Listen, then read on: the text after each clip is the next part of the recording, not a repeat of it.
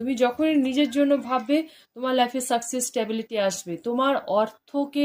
তোমাকে একটুখানি নিজের জন্য রাখতে হবে, একটুখানি প্র্যাকটিক্যালি তোমাকে চিন্তা ভাবনা করতে হবে, তবেই তোমার লাইফে ভিক্টরি আসবে। সিক্স অফ ওয়ান, তবে তোমার লাইফে ভিক্টরি আসবে এবং তোমার লাইফ থেকে সমস্যা সরে যাবে।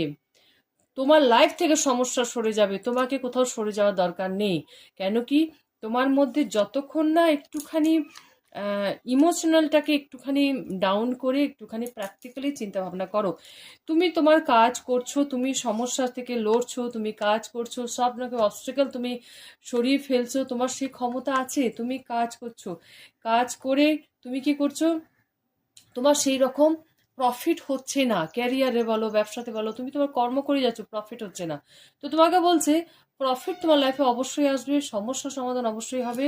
তোমাকে কি করতে হবে, নিজেকে ব্যালেন্স করতে হবে, নিজের